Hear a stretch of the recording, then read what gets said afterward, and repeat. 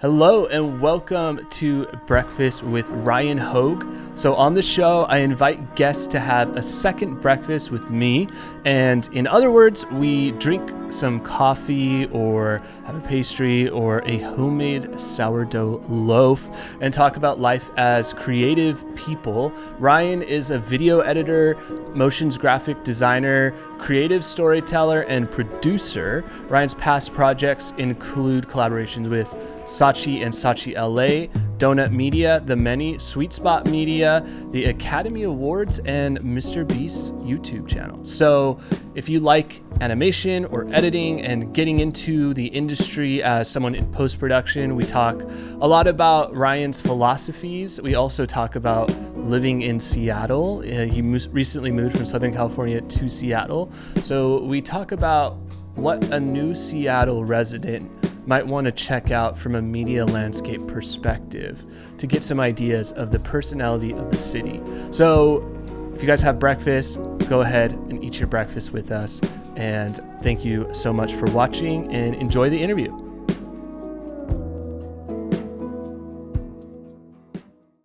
Hello and welcome to Breakfast with Ryan Hoog. Ryan, we've known each other for probably like 10, 15 years, right? Long Something time. in that.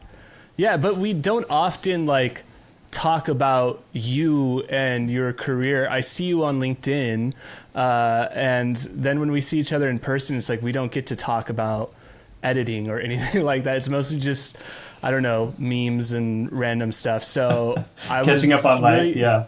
Yeah. So I was eager to actually have a conversation with you. So this show, I told you, is basically, it's more like second breakfast. I don't know what your creative ritual is, but my creative ritual is like keep breakfast going as long as I can throughout the day and then transition to dinner. So this show is like in service to that. I have my latte. Oh. I have fresh sourdough bread from today. Oh, wow. And when on fresh sourdough bread day, my rule is you eat half the loaf, and then the other half of the loaf lasts you until the next loaf. That's the bread loaf math. That actually is really smart. I remember when we were kids going to the grocery store, my mom would order 2 French bread loaves, and we would eat one in the car, and then we would save one for later. So that's kind of what you're doing. That's really smart. Yeah, I can't cook bread, but I do have tea, and I have it in this little, like, Beauty and the Beast cup. That is an awesome cup. Yes, so yes. I see behind you Pixar stuff, and that reminds me that you're a big Pixar fan, right? Are you still a huge Pixar fan? When I met you, I think that was the first thing we bonded over was Pixar. So have you read the Pixar book, Ed Catmull? What's that book called? I listened to it a very long time ago. It's a yeah. very good book. I've listened to the podcast about Disney versus DreamWorks and like the history of Pixar and all that. When I first met you and we were in college, I was applying for the internship at Pixar, and I got to like the last stage, but then they picked someone else. And then after that, I was applying, and again, I got to the last stage twice in job interviews. But then after that, I was like, you know what? This is not meant to be. That's totally fine. So I kind of put that behind me. I enjoy their movies. I have felt over the years that the movies aren't as good as they used to be, but I don't think that's controversial. I don't know. There's a lot of like sequels instead of original ideas. But I think Inside Out 2 looks really good because the first one was phenomenal. That's coming out soon, so I'm excited to see that Inside Out 2. What are your top 3 Pixar films? WALL-E for sure is like my favorite. Toy Story 3 is super good. I'm trying to think which other one. I'm not like, I know this is controversial, but I'm not really a huge Finding Nemo fan. Like it just seems really basic, this storytelling. Gosh, I like The Incredibles. The Incredibles is really good too. So So I like the first Cars actually. The second Yeah. one and the third one kind of go off the track, but the first one's good too. No. What about you? So wait, your top three you said was Wall-E, Wall-E, Toy Story 3. Toy Story 3, yeah, that's the one where they're 3. like going in the trash compactor, like that. Like everyone cried in that part. It was just so good. Okay, Toy Story 3, Wall-E, and what was the other one? I said The Incredibles, and then I feel The like there was Incredibles. another one. Gosh, I don't. I really no. I like the first Cars too. Okay, Also, the first Cars, yeah. Bugs Life is pretty good too. Bugs Life is a low key banger for sure because it doesn't get talked about as much. But to me, the character design and the colors are really, really appealing. Toy Story has got to be up there for me. Toy Story 1, and then I'm trying to think. I mean, there is a string of newer Pixar like Coco. Or is that Disney? No, Coco's Pixar. Right? Yeah. Is Moana Pixar? Or is that Disney? Disney. That's Disney. Because is that when Lasseter went over to Disney and the animation like shot up around like My Hero 6, I think, and like he basically was overseeing both animations, and then that's when. I want to say Frozen, and that's where like the lines started to get blurred. And then I think at some point, then Pixar became a yearly release studio, and I think that's where a lot of original Pixar fans became less excited. And I want to say that started with like The Good Dinosaur. I forgot about that one. That one was not good. Yeah. So. Yeah, and then I actually like Luca. I think it's really cute. I've only seen it once, but I thought it was really like an endearing story, and it was so beautiful. The story and the actual graphics, the lighting, so beautiful. But I just can't even remember the last. Oh, like they did like a Buzz Lightyear movie, which was not good at all. Okay, but the character design and the art.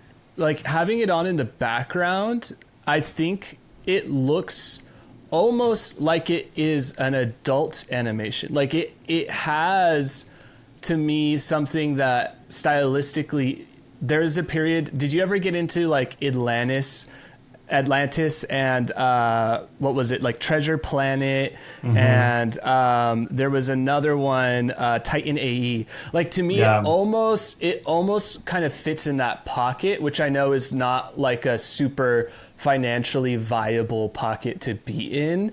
But to me, it was like, oh, if they could have maybe gone even a little darker, a little bit more action adventure, then I feel like you could have captured a slightly different audience than usual, like X-Men, Marvel 97, something, or like the Bad Batch. Like, I don't think that's what they were going for, but I almost was like, oh, this could almost be something that adults watch, by the way that like if they put in more aliens or somehow, made it like more of a PG thing. I don't know, but at that point they're probably not interested in doing that. Yeah, I would assume that. They are trying to not alienate like little kids because Toy Story is such like a kids movie, and it's like, oh, where did Buzz Lightyear come from? And then it was like rated R. I feel like I feel like that wouldn't go over well, but I see what you mean. For a studio that is constantly talking about story, I just felt the past couple releases just haven't really had that heart that's that we've kind of grown to know and love. I mean, like Monsters Inc., Monsters U. That's the one we forgot. Monsters Inc. is great. Yeah, exactly, and that was so original and so different. But yeah, I like Pixar. I like Disney. Over here, I have a it's the Disney 100-year Lego set, and then I have like the Steamboat Willie Lego set. Yeah, I just kind of like all that stuff. I really like animation. I don't really do animation in terms of like work or anything, but I always just really enjoy watching it. lately I've been getting into Bluey, which I know I'm a little old for that show, but everyone was talking about how great it was, and all my friends who have kids are like, "Oh, have you watched Bluey?" And I'm like, "No, like, should I?" And they all loved it, and because it does kind of like the line between like a kid show, but also like a really intelligent show as well, so parents can. There's not like underhanded jokes whereas like Shrek and stuff, you're like, oh, that's actually kind of dirty. But there's actually like parents jokes for parents that are really smart, and it's animated and it's really joyful. And I mean, watching that during lunch, which is kind of fun. And that's also That's awesome. Disney. So, No way, I didn't know Disney did Bluey. well, technically it's on Disney Plus, but it's like Australian, so they bought the Oh. rights here. So I saw it on my Disney Plus, and I was like, oh, okay, well, fine, I'll watch it. That's hilarious. So recently you moved from Southern California to Seattle. I talked to you right before you left. What's been the first impression so far? How long have you been out there? What's it like?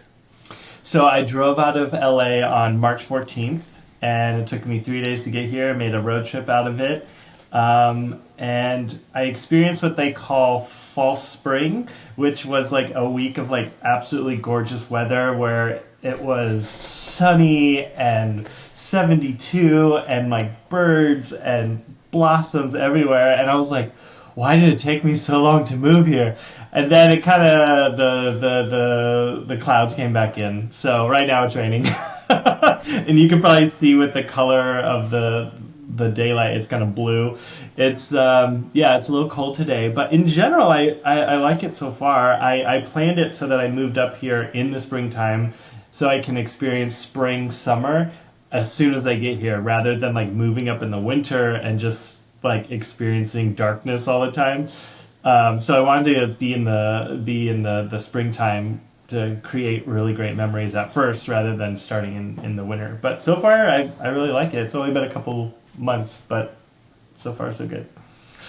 So the important question is, have you watched Frasier yet? I have not. I did before I moved up here. I did watch Sleepless in Seattle, which I had never seen before. And I was like, okay, I don't know if I have to watch it again, but at least I can say that I watched it, and I, live in the city now that, was famous from that film. So, What's your favorite? Well, do you tolerate 90s rom-coms? And if so, what's your favorite? do I tolerate what's my favorite? I just watched You Got Mail on the plane a couple of weeks ago, and That one is a classic. it's a classic. Is that Seattle? No, it's New York. Yeah. Oh, New It's York. New okay. York. So the first time I watched it was when I was really young, and then I watched it just a few months ago, and I don't remember from the first time watching it that they reveal who they are so quickly. Like, he finds out that it's her way sooner than I remembered it. And then the way that they like weave it all together, it was good. I'm trying to think what other 90s rom-com movies there are. I guess So, I don't watch Mo them and too I- often. Mo and I hunt them down on the streaming Really? services. Yeah. So one I wanted to tell you about is Cameron Crowe's Singles, because it's based in Seattle and it's about the Seattle grunge scene. Okay. And then there is Notting Hill, which is like Okay. Hugh Grant and Julia Roberts. And then what else? Oh, recently we watched Wedding Singer, which honestly, I don't know if it was like a HD thing, but it looked incredible, like shot really, really well. And then what else have we watched? We've been obsessed with like have you watched, this isn't 90s, but have you watched Chocolat? Yes, back in school a long time ago. Yeah. Yeah. I watched that was it in good. school too. Why did they pick out that movie? What like, because it's a great movie, but like, why of all movies was that a part of the curriculum? I don't know. Was it the like hero's journey in any way? I don't think so. Right? It's a love movie. Yeah, I I was don't know. rewatching it, being like this fits right in line with what I like it as a film, but I don't know if this would be like the go-to teach people how to make film. I don't know. And the things that you mentioned, I actually haven't watched any of those, so I need to get better at watching films. You said single grunge scene. Yeah, that's actually been one big thing that's really different about Seattle is it's so grungy. Like we live a little bit outside of the city, and so when we go in, like if we go to Cap Hill or just out and about, it's very dirty. Like the bars like are just so gross, and I'm just not used to that. So I should I've got plaid, so I've been wearing that more. Yeah. A lot more green and like earth tones, but yeah, I'm not sure if I'm down with like the dirtiness of it all yet. I should make you a playlist of grunge music for people who don't listen to grunge and see if I could convert you into a Seattle grunge fan. I'm sure it's a hard sell, but I would totally listen to that. I would totally listen to that. I am like really straight laced. I listen to like boring pop music. Then we need to get you into your grunge era. Okay, your Seattle, because there's two ways you could go with it, and I'm fine with either. Okay. You could go the Frasier route, okay, which is probably going to be more seamless of a transition for you, okay. Or we could go the grunge route. And we'll present both to you. Okay. And we'll figure out which one becomes your personality in 6 months. Those are the only options. Like I either become that or that. Isn't there like a Frasier reboot right now, or was there? Yeah. I wouldn't worry about that. Just focus on like the 10 seasons of Frasier. Okay, 10 seasons. Oh wow. Okay. I want to say it's 10. It's so good. Okay, so then favorite brunch spot in Seattle so far is what? So I know it's ironic that I moved out of Hollywood, but there's actually just down the hill, 3 minutes away, there's a place called Hollywood Tavern. And we haven't been out to brunch that many times. I know like gays always go to brunch, but I've only been out once, and it was really good. It has this like log cabiny type feel, but it's also like a brewery, distillery, I think. Yeah. And the other weekend, I actually had a friend over who loves to cook and bake, and he was like, no, let's just make our own brunch. And so he taught me how to make really great like fluffy pancakes, because a day before I tried making my own pancakes and they were terrible. But then he taught me this recipe with like baking soda, baking powder, all this other stuff, and these were like incredible pancakes. So I've been doing that instead of going out a lot, but we do have to try some more brunch places. Oh, there was actually a diner that we went to in Redmond that was really good too. It was like a hole-in-the-wall diner that was in like a strip mall, and we're like, what? This is good. I don't know, but it had really good ratings on Google, and it was really good. I don't know the name of that one, but the diner reminded me of another personality that you could try out in 6 months. Okay. It's the Noir. What is it? Pacific Northwest detective. So that would be Twin Peaks. Kyle MacLachlan from Twin Peaks. Okay. Also, that would be anyone from Riverdale. And then that would be... have you ever watched or have you heard of the video game series called Alan Wake? I've heard of it. Almost everything you're saying, I have like tiny touch points with, but I'm not like huge fans of, so I probably don't understand the full breadth of this universe that you're building for me, but I have heard of that video game. Yes. The final one is The Secret Window starring Johnny Depp. Mo and I recently watched that. It's a Stephen King film. And you have to watch that movie. The Secret Window. Okay, all right, I will. Gosh, you're like schooling me with pop culture. I have it on my shelf, but like honestly, apparently that's the only thing I watch is Disney and Jurassic Park. That's okay. That's okay. I'll write down these recs. This is why you got to do breakfast with your friends, because then you can walk away with a list of things to check out. So then let's talk about you wanted to talk about films that you like to study. What does that mean? Study as an editor or study as like a storyteller? Tell me about that. Oh, well, I've actually been fortunate enough the past 2 years to volunteer in Bosnia and Herzegovina and teach high schoolers how to edit films. And it's actually been a really fun experience because it's a 2 week long program. And the first week is more like classroom based, where we split off into different departments. We have like a producing department, a camera department, acting and screenwriting, and then a post-production department.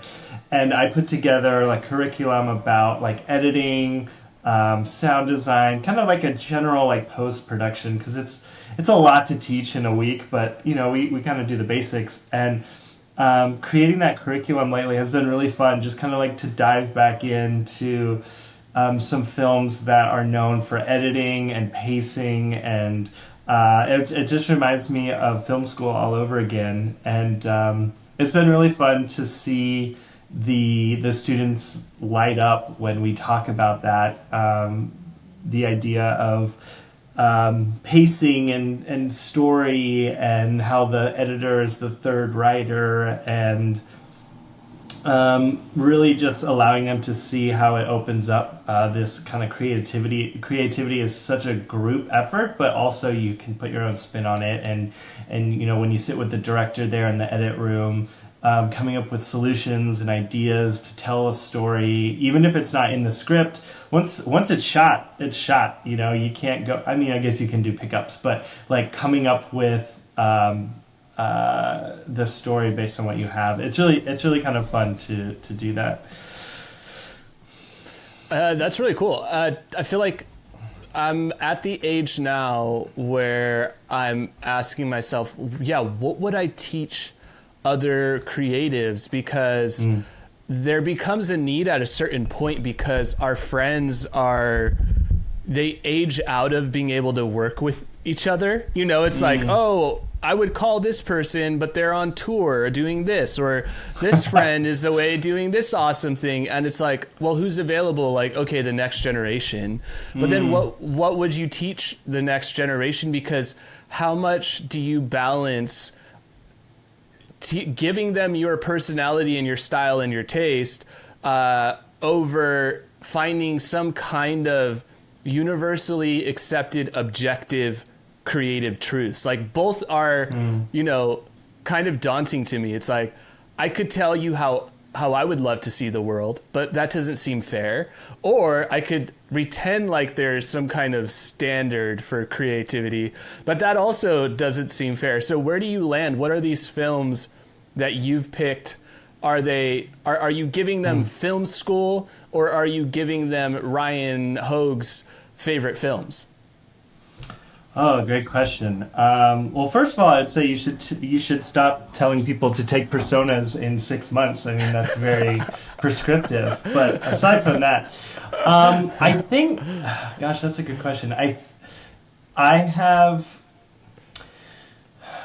feel as though what they say in creative school is learn the rules so you can break them. So I took the approach of showing them classics, the movie Psycho with editing, the Russian film Potemkin's Battleship Potemkin, even though that's really hard to watch because it's so old and dated, but there are like fundamentals in there. All of these like classic films, showing them scenes from them so that they can like see how it has evolved, because the editing of back then is not how we edit now. Now we edit so fast, and like people's attention spans are just shot. So I think to answer that, I would say like trying to show them rules of like, you know, established norms, and then like really trying to ask them what they liked about it, what they didn't like about it, how they would change it, so that they're not just regurgitating or just copying stuff. But I do think copying it's not a bad thing. I think when you're first starting out, like trying to recreate. When I do motion graphics, I try to like recreate like motion graphic titles from movies, or I don't know, just stuff that I really think is cool, and I use that as a learning method. And then once you kind of learn how to build it, so to speak, then you can branch out and kind of put your own flair in it. And I think that's why it's important to make sure that each kid feels that they have a voice, because they can use this as their voice, and making sure that they feel psychologically safe enough to say like, oh, I think this, I don't like this, why did they do this, and really like talking through it. With syncretic method, is that where you like teach by asking questions? I really subscribe to that. So really making sure that they're like answering a lot of the questions and thinking about it thoroughly, rather than just like showing them slides and then telling them how to do stuff. Because you're right, their voice is really important. Yeah. So what if you were to take my bad advice of 6-month persona? What would be 3 personalities of an editor that you see that are like almost templates, where you're like, if you're collaborating as a post-production producer, or you're I don't know if you work with other editors, but do you get to meet editors? Is there let me first ask you that before we enter this thought experiment. But do you ever work with other editors, or are you the editor in your life? Lately, since I've been freelance, I haven't been in situations where I'm working directly with other editors very often. There's some like annual stuff that I do where I am working with another editor, but it's just like, oh, I'm working on like spot list A, you're working on list B, and we don't really interface. I do have quite a few editor friends, but I don't see them very much because they're always in their dark editing rooms. And okay. You know what I mean? So like they're very non-social people. We have the first persona. It's the dark cave, the dark cave of an editor in their creative womb. Yes. What other types of editors? I mean, give us some of your favorite editors, and then we'll see if any of them have unique personalities that we. All right, there's Quentin Tarantino's editor, right? That was a famous relationship. There's Walter Murch is kind of like one of the most famous. He's kind of like the philosopher editor. So like maybe if you can come up with different categories that I haven't thought about these before this show. So like if they're just crazy, or if I'm changing them a lot, I'm actively editing them. So the first one could be like a recluse dark room, and they just like to like focus, and that's it. As you can see, my room right now is very bright, so I like to make my edit bay a really open space. I read this one article by some editor that said that he loved to have his edit bay room, like the door always open for people to come in and like talk and almost be like a therapist, like listening. And I found that to be really true. I always try to make my edit bays really open, welcoming, and friendly. You make a lot of friends that way. And you hear a lot of gossip in the office. And then I would say the second one is like, I guess that could be the second one. The third one could be like the philosopher editor, which is more like a mentality, where like Walter Murch he's basically like a philosopher. He's constantly like thinking about the bigger picture and like, what is light? What are frames? And you're just like, oh, wow. Let's dial it back a little bit. But he does come up with some really great things. He has like the 5 principles of editing, which I know you're not going to test me on right now because I don't know all of them off the top of my head. But like they have to do with like the story is the most important thing. Like continuity isn't even the most important thing. Like continuity is like 3rd on the list, I think. But he's very methodic and like comes up with all of these like really profound thoughts behind cuts and motivation and storytelling. Trying to think of other editors. I think you nailed it. You got the therapist, the philosopher, and the recluse. Yeah, there you go. I'm more like the therapist. I like listening to people. and being just kind of like a safe space. I'm not super deep, so I don't know if I'm a therapist, and I guess my room is too bright to be a recluse. So. Right. I hate to say this, but Frasier's a therapist. Oh my God, you're right. All right. Well, growing up, we had a Jack Russell. Isn't that part of the show? A Jack Russell. Yeah. Okay. Seattle is absorbing you already. It is. It truly is. So yeah, let's maybe. I want to hear a little bit more about kind of this notion that I've been thinking about, which is, how do you switch from creating content to creating art, right? Like, give me a couple films, maybe in the last 10 years, that have come out in the content age, but still resonate with their audience in the same way that art does. So to me, the lines blur, right? Because you have to think about, is the trailer going to get butts in seats, or what's the social media marketing campaign? How are we going to market it to the different demographics globally? When is it going to go on to streaming services? How dark should it be when it hits, HDR or whatever? And how dynamic should the audio be? Because we're going to get complaining about the dialogue. Like, how do you think film as an art medium has done in the last 10 years? And are there any kind of bright spots that you could go, that was a piece of art, even though it was presented in a commercial product setting? Ooh, wow.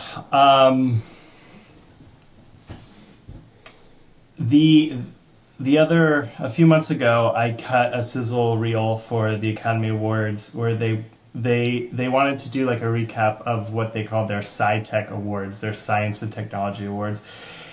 And it really just helped me see like how much science goes into all of this. Like, they were honoring people who made like tiny microphones that they could fit somewhere so they can capture better audio. They talked about a mechanic that like cuts cables so that you can like have safer special effects. They talked about 3D software and VDBs and all this, like projectors, and I thought it was really eye-opening, because it really did kind of remind me like, oh, we're in something that is so tied up in technology. I mean, being able to record video, first it was like on film and then it moved to digital. It's all science and technology. But where's the story, the art in that? It's such a broad question. I think things that work for me are just like the story element of what you're trying to convey, because I mean, you have the medium of like animation, live action, all of these different types of movies as well. And it's like, at the end of the day, what movie do you walk away with and like think about often, or like think back on and keep ruminating on? And usually those are the ones that have the most heart. And I feel like lately I've been saying no to a lot of movies because they're just there to show special effects. Like, my partner wanted to go and see Kong versus Godzilla or something like that, and I'm just like, no, I can't do that. It's just all spectacle, and there's no story and art there. I mean, I can't say there's no art, because the artists who made it and the graphic artists are just so talented. I don't like Marvel movies at all. I just think there's no heart in them. But if I'm forced to watch one, I will watch it and I will stay because of the graphics. Like, the visuals are so awesome. So like, being able to kind of appreciate, as I said earlier, filmmaking is such a team sport. Being able to appreciate the different departments that are creating art, even if maybe the story department didn't do a great job in some of these, being able to appreciate the art that is shown throughout the piece. I'm trying to think of some some movies, for example. Does that spark anything in you? I'm kind of just like rambling. I was trying to think about like if I had to answer that as you were saying. So one, you have to go see Godzilla -1. Oh, I know. I tried to, but it's not anywhere. It's not playing anywhere. It's not streaming anywhere. It's coming soon. It's coming soon. Oh my God, that movie, the sound and music in that movie was unreal. The VFX felt really soulful, really. They somehow tricked you into feeling like this is handmade. You know, like this is very, you know, crafted. Yeah, well, it won best visual effects, so I really wanted to see it. I guess when I first heard of it, I was like, oh, Godzilla movie. But then everyone was like, no, it's awesome. The story is fantastic. So I do want to see that one. That's the one exception to like the monster disaster movies I'll go see. Yeah. What about, did you get into The Lighthouse? Did you see that one at all? I didn't, no. My friend, you know, Daniel and Matt, they went and saw it. I did not see it though. No. Okay, that one was from a like literally the definition of film. I was really happy with the way, however they shot that. I'm not that knowledgeable in cameras, but that I was like, okay, that's a hard sell. Like you had to think about the budgets. Like, okay, there's that sweet spot where it's cheap enough to produce that the studios will take a chance on it. But if you cross into that line, you end up in no man's zone. And then there's like expensive big blockbuster. And The Lighthouse is one of those ones where I'd imagine it was probably like somewhere in the neighborhood of like 5 to 20 million. Okay. But it was really well shot. And then recently, one that I would really be curious to get your take on from a post-production standpoint is Franklin on Apple TV. It's like a Ben Franklin kind of spy espionage period piece. I love period pieces. I haven't seen it yet, though. Okay, there are shots where I'm like, this is the most beautiful shot I've ever seen. Some of the most beautiful color grading I've ever seen. It looks like a Monet painting where you're like, you just don't see that kind of like creative direction in a modern kind of lens. Cause it's like, imagine being in charge of the budget of a streaming service and being like, let's approve this thing that looks like, you know, I don't know, I'm just gonna throw out a name like Terrence Malick shot it or something, you know, like, and we're gonna just throw it on Apple TV inside of a subscription service. Like that's a gamble, and they took it, and it looks stunning, like crazy. The visuals that they pull off in that, and then. What are your thoughts on Dune? Have you gotten a chance to? I was gonna say it. I was gonna. As you're talking, you're bringing up so many good points. I wanted to circle back with the gamble that these studios are making. Like, oh, if we only do small budget films, they're going to be too niche, but so everything just kind of turns into a giant tent pole that's just so blurred and like just so generic that everyone likes it. I don't know, it's a fine line to cross. I do try to go to like A24 films because they're a smaller studio distributor. I recently saw Problemista. Have you seen that one? It's like a surreal film. Okay, I love that writer as that, I want to say Julio Torres. It sounds familiar. Yeah. He wrote it. He stars. So he has Los Spookies, which is an amazing show on HBO. But he also is the writer of the SNL skit Papyrus. And oh my God, that is hilarious. Yeah, so so good. Yeah, and then they just put out Papyrus 2. So you gotta watch. I saw that. Papyrus I need to watch that one. Yeah. But like that's a great movie that at first I was like, oh, I've never really heard of this. I wonder how it is. And it was solid. It was so funny. It was so well done. And what you were gonna say, Dune. I do think that Dune 2 is extremely beautiful and artful, and yet it's a huge, big film. So like, it is possible. I think the story is good as well. It is possible to have a big budget film that's that's still beautiful and has story. I feel like I always have to preface like the oh my gosh, James Cameron, like Avatar 2, like that's so much money, and it looks cool, but like I don't know, the story to me just was really lacking, and I don't know. Did you see it? What do you think? No, I've seen Avatar 1, but I don't even remember seeing the window to see Avatar 2. Was it like a month ago or 2 months ago or last year? It was like a year, yeah. Okay. Yeah, I don't know when that even happened. Maybe I did. I have a Regal subscription, so I'm always like trying to find a movie to see every week. Yeah, we have the AMC one. Yeah. Yeah, it's great. I think if you're in the entertainment industry, it's a good way, because creatives never want to partake in the consumption of the thing that they create. And that's an over-exaggeration, but especially for musicians, the most common musician answer is, well, what have you been listening to? It's always, I don't really have much time to listen to music because I'm making it all the time, and I'm co-writing, and I'm currently mixing, but I listen to the same things over and over again. And so like to break out of that box of a creator, to like discover more creations inside of your own personal field is one of the biggest challenges of being a creative, because it sometimes takes like, you want to process, like you want to, if you're an editor, you're editing it in your head, or if you're a writer, you're writing it in your head. And so it is hard to surrender to like consuming media, especially with how much media there is nowadays. It's endless. It's endless. And there are times when I would rather just go outside, like consume beauty and art in another way.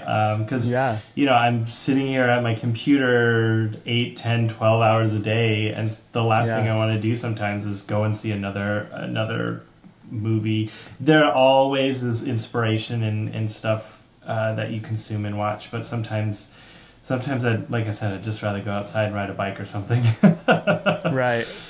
Right. Well, maybe final question: if you were to pick one trilogy that a young person who's been exposed to zero trilogies had to watch, what would be the trilogy? So we've got obviously Star Wars, multiple trilogies. We have Lord of the Rings.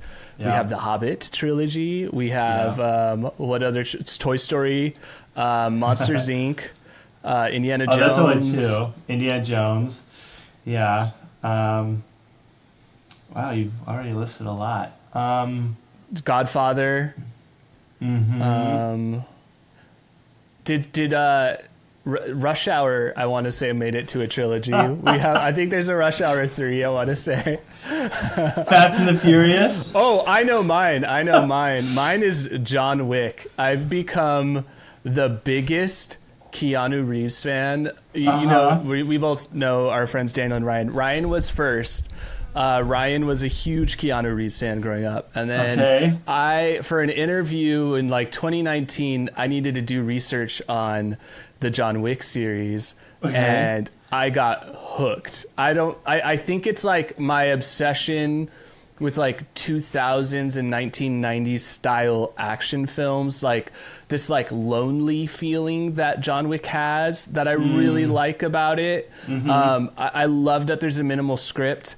I also love that it's a film series that really only works with Keanu Reeves. Like it's like one of those projects where it's like, literally give this role to anyone else and it's probably not going to work the same way. Like there's a lot of buy-in that the audience has outside of the movie theater that once they walk in, they're kind of in on it. You know, they know this is the Matrix stunt double directing Keanu, and you know that the people fighting Keanu are stunt doubles who are popular actors overseas. There's a lot of buy-in that I think is really fun.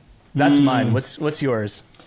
I need to revisit those. I watched them when they first were coming out in the theater, and they were always like spectacular. I didn't see the latest one, so I need to like go back and rewatch them.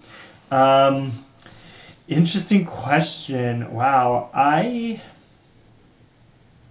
There's a Jurassic Park trilogy, right? That's a trilogy. Yeah, but those are Like the first one, iconic. It's like one of my favorite movies of all times. I don't know. The new ones are just not good. Let's see. I don't know why my head is going here, but I feel like it might be Lord of the Rings because it's so epic and it is really accessible. It kind of has something for everyone. The scale is just so big. It's not. Yeah, I feel like the Lord of the Rings might be a really good, and it's still like new-ish enough where it's not like going all the way back to like the first Star Wars where it's like, Mom, Dad, why does it look so bad? You know what I mean? I mean, maybe they'll still say that because it is a couple decades old at this point, but yeah, and I think Lord of the Rings still has. Well, apparently they think it still has staying power because they're coming out with new content with it still. The Hobbit and then the latest Amazon show, which I watched like 3 or 4 episodes of, but then I just couldn't get into it. But going back to your question, it might be Lord of the Rings for me. I just think it's a really solid trilogy. I think the second one is my favorite one, The Two Towers. I never read the books though. They're too long. Did you read them? I read them for the first time all the way through in 2020 when, surprise, we had some downtime. Yeah. So I really enjoyed it. It was my first time through, and it helped me reconnect to the film trilogy. So I highly recommend the books. I think the books have a few characters that are really fun and a few moments. But to me, it would be hard to like read that much by yourself. Like I read it out loud to Mo. Mo's a huge fan. So I did it like voice acting, like trying to do my best Gandalf impression and singing the songs and like... Did you record it? You should have recorded it and come out with your own secret DL like audiobook and then let us hear it. Because she's a hardcore Lord of the Rings fan, so okay. I would try to put like weird psychological layers to characters that she loves that are not there, but kind of make her question if she likes that character based off of my delivery of their lines. Wow. See, like you're adding art onto art. Like it's our own lens how we're interpreting it. That's incredible. Wow. Yeah, no. But if I had to read it by myself, it's not that the books are not engaging, but I know reading naturally puts you to sleep. So like I know I would have fallen asleep on like chapter 4 or something. So yeah. There had to be a high stakes component to it. Or I've been hooked on audiobooks through Libby. The Libby app is like incredible. Where you can get them through your local library and you don't have to pay an exorbitant amount through Audible or something. Yeah. No, I love audiobooks. I re-listened to that's another one, Harry Potter, but I just re-listened to all of Harry Potter again just because I read it when they were first coming out, but then I hadn't listened to it, and the audio, the guy who reads it, I listened to the one for American because there's 2 versions. And it was just so good, just like reliving these stories again, growing up with them was really fun. Just I don't know, I love doing things also while listening to audiobooks. So I'll like build Legos or like when I'm driving or walking. I love going on walks. Consuming audiobooks is one of my top ways of taking in new media. Love that. Well, thank you so much for having a second breakfast with us and talking film and editing and all of that. Where can the audience find you? How can they keep up with the projects of Ryan Hoog? Yeah, I'm not on social media because I don't like social media, but I do have a LinkedIn. So if you just look up on LinkedIn, Ryan Hoog, Hoog, and then I do have a website, ryanhoog.com. I try to update that as much as I can, but sometimes it's difficult because like the things I work on, they don't let you post it. So, but with lately with LinkedIn, I've been trying to learn some new programs. And so I'll come up with like daily challenges, weekly challenges, and I'll post those to LinkedIn. And I always love hearing feedback. And like, for example, I've been learning 3D stuff. And one of my friends is in lighting, in the lighting department.